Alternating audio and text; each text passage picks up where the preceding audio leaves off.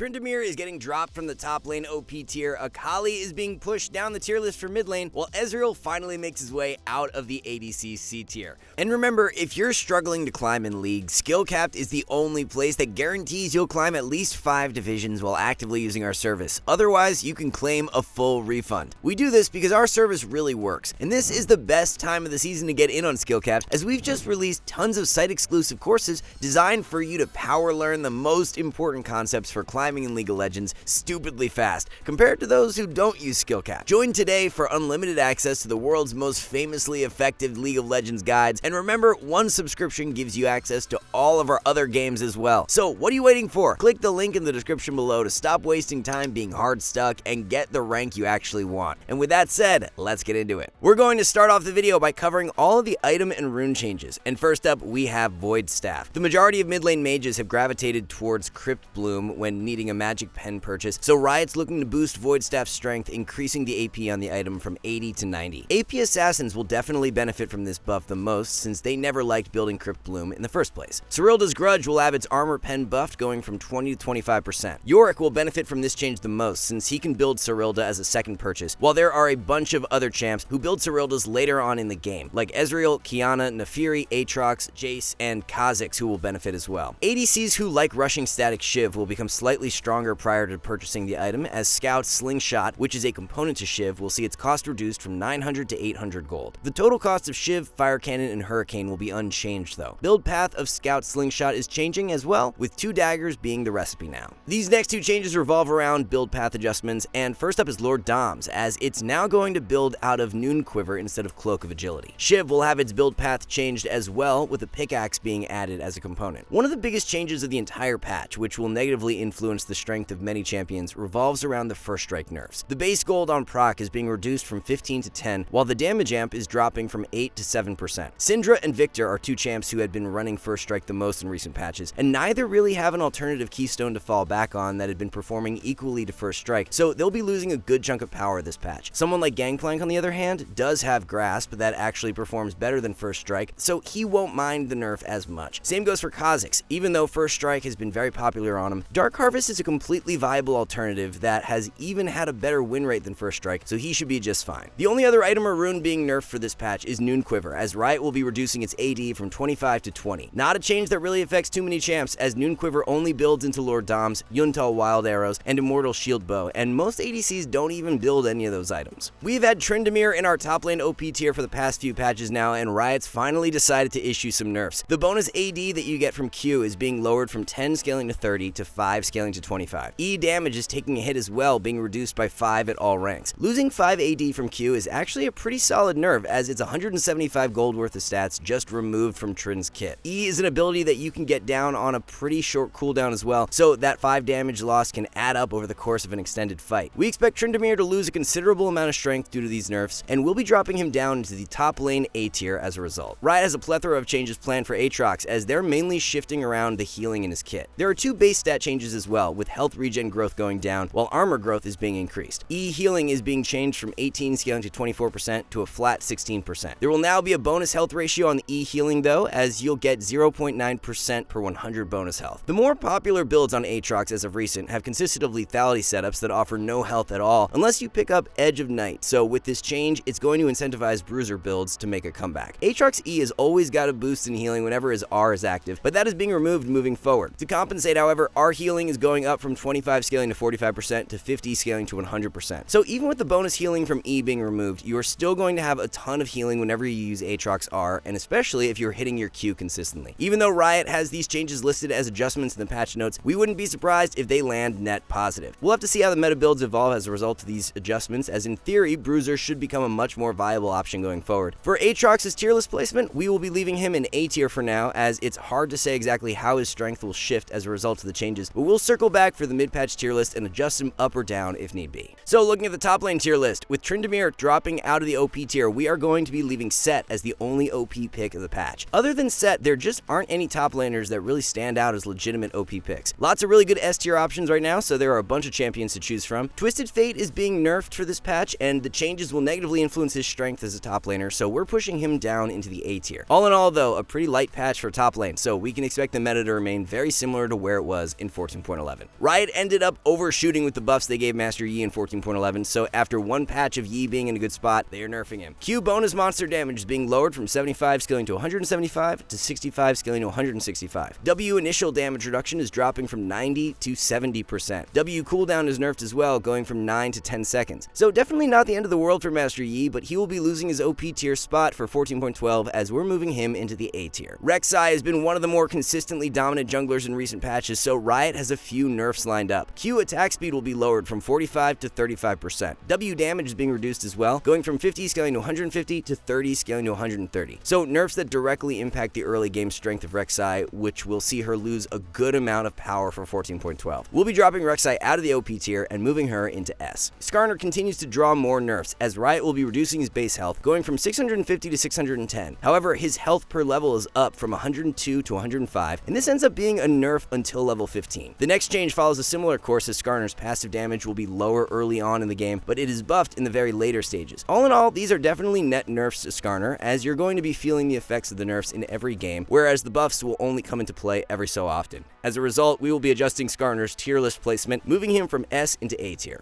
So very much like the top lane, with many of the OP champs nerfed as of recent, there really isn't a clear cut and dry OP champ for jungle right now. Lilia is the closest thing to it, so she's taking up the OP tier slot, but the role is actually in a pretty balanced state right now, lacking any outliers that are clearly broken. If you want to play a strong teamfight jungler, Lilia, Amumu, and Fiddle are all really great choices. For more of an early game ganking jungler, Xin Zhao and Jarvan are on pretty equal footing. When it comes down to assassin junglers, Kha'Zix is back in a great spot due to his recent buff, and is definitely a cut above all other assassins now. Some of the biggest buffs of the patch are going to be issued to Naafiri, as her passive packmate base damage is going up from 6 to 12 in the early game. Bonus AD ratio on packmate damage is up as well from 4.5 to 5%. You'll be able to harass with Q more often in lane, as the cooldown is dropping from 11 to 9 seconds. Taking down monsters will become slightly easier as well, with Naafiri's Q bleed execute now affecting small monsters, and her Q2 heal now working on large and epic monsters. All in all, some really nice buffs to Naafiri, and for a champion who hasn't actually been all that weak as of recent, we're moving her up into the S tier as one of the better mids. Another AD assassin will receive buffs for this patch, and it's Talon. Q cast time will now scale with attack speed. W outgoing damage is up by 10 at all ranks, so this will help out with Talon's poke power in lane. Since W damage is up, Riot's lowering W bonus damage to monsters from 105 to 100%, so that Talon jungle doesn't become a problem. Buffs are nice, but we don't see them being quite enough to push Talon up into that upper echelon, so we'll be leaving him in the A tier for now. Vladimir is going to receive a bunch of different buffs to his W for this patch. The cost of the spell is being lowered from 20 down to 15% current health. W healing is going up from 15 to 30% pre-mitigation damage. W bonus health ratio is buffed as well, going from 10 to 15%. Considering Vlad has been a sub 48% win rate mid in 14.11, these buffs probably won't be enough to push him back into a top tier spot, but we will be moving him from B into A tier. Yone mains are going to be quite disappointed with the buff that Riot has planned for the champion, as they'll be giving him an extra 3 base armor. So yeah, that's it. For a champ that has held one of the lowest win rates for any mid in recent patches, 3 armor is all that he'll be getting. As you can probably assume, we can't see this buff being significant enough to alter Yone's strength in meta, so he's going to remain in the mid lane B tier. Akali will be issued a pretty hefty nerf to her E for 14.12, with the base damage dropping from 100 scaling to 450 to 70 scaling to 350. The total AD ratio is going up though from 85 to 100%, so it's not as terrible as it initially looks. AP ratio, however, is dropping from 120 to 110%.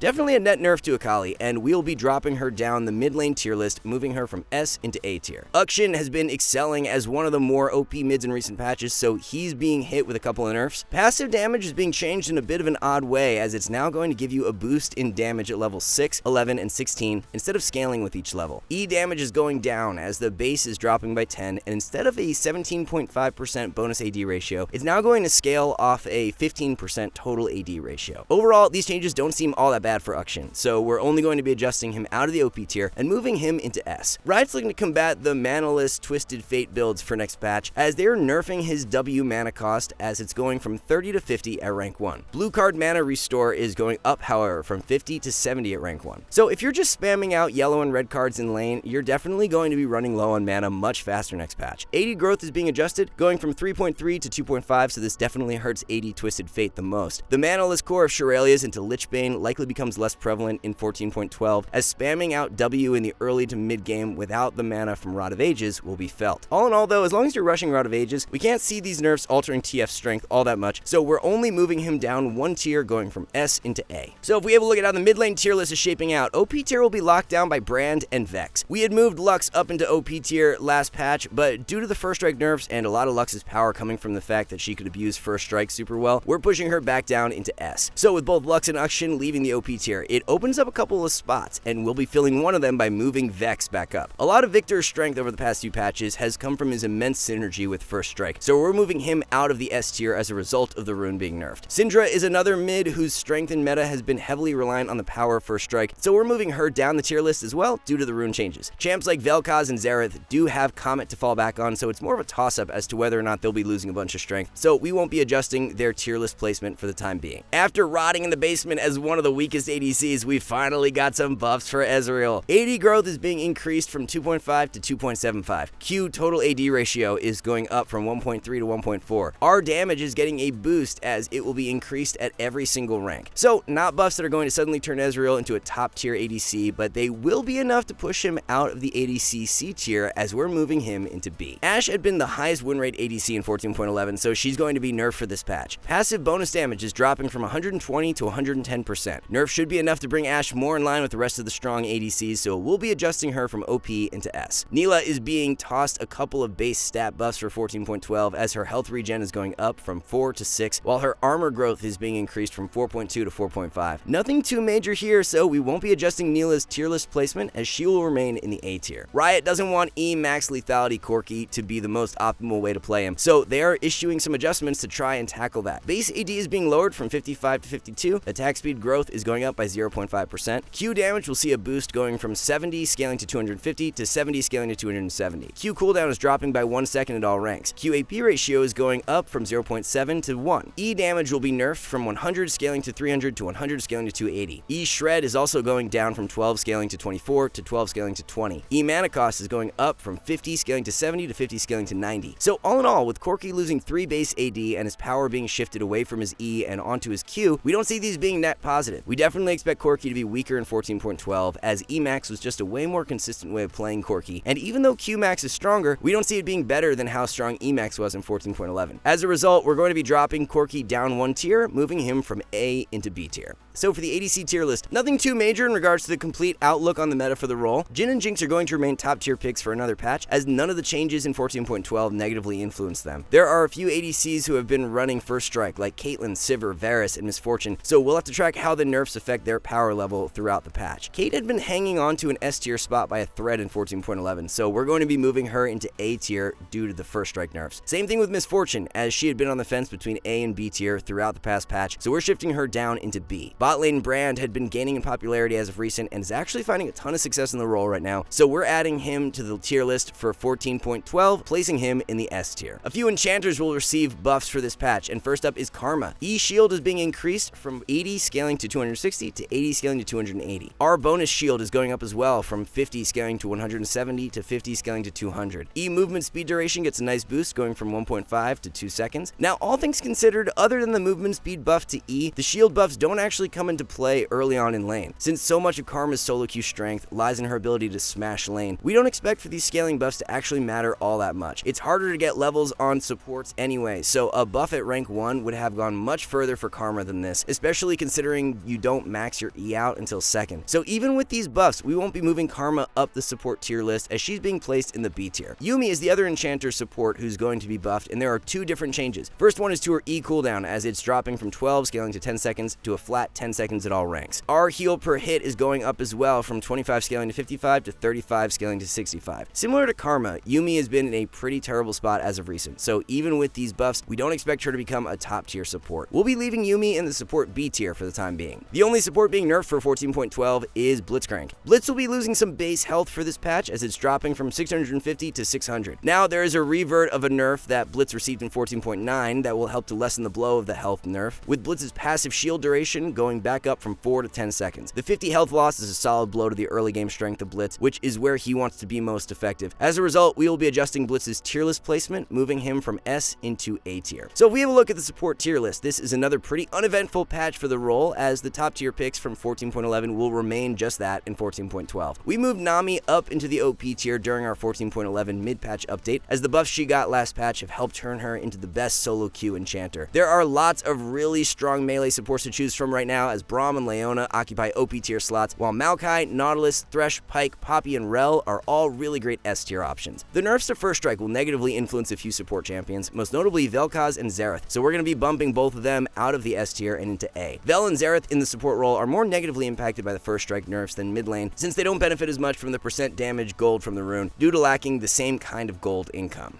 Alright guys, one last thing, our rank up guarantee is insane. It's like signing up for the gym and getting a refund if you don't get ripped. That's how confident we are in SkillCapped. We obsess over making the best guides with top players, rigorous testing, and top tier video editing to make your climb easy. If you're ready to level up, visit SkillCapped.com and see the difference. So that's going to conclude our latest update on the solo queue tier list as we head into patch 14.12. Thank you guys so much for watching, and we'll see you back soon.